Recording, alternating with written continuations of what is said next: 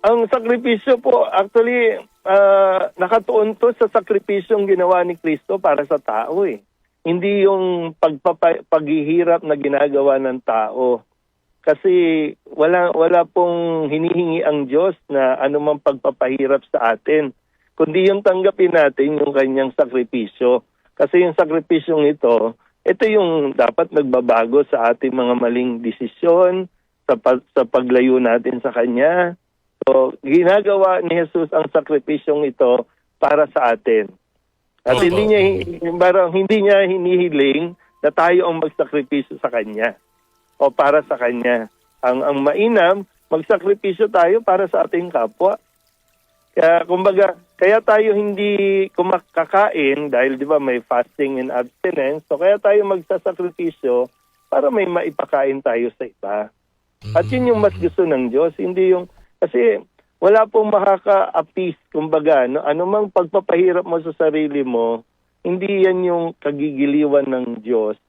Tapos, yung pakikitungo natin sa kapwa, panlalamang o pang-aabuso, hindi naman natin tinitingnan. So, maaring sa ganung bagay na sakripisyo, yun, mas mainam yun. Pero yung, halimbawa, sakripisyo na sasaktan mo sarili mo, magpapasang ka ng krus, flagellate ka, tapos hindi ka naman tutulong sa kapwa.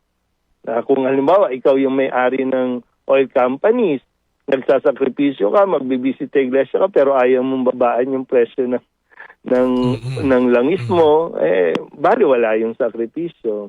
Opo. Paano kasi po yun? Yung sakripisyo po ay panawagan na tungo sa pagbabago ng ating buhay, ng ating pag-uugali.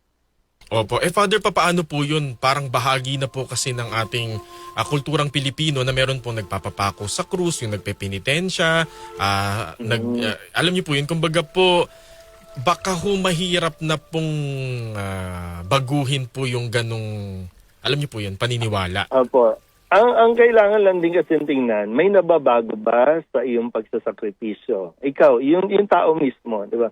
May nababago ba kung taon-taon mong ginagawa yan? May nababago ba sa iyo? Mas nagiging mabuting mamamayan ka ba?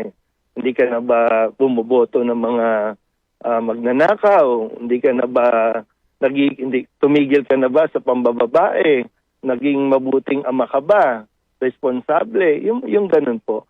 Kasi kung taon-taon mong gagawin yan, tapos wala naman nakikita sa iyong pagbabago, anong purpose mo? Anong, di ba, motivation mo? Bakit mo ginagawa?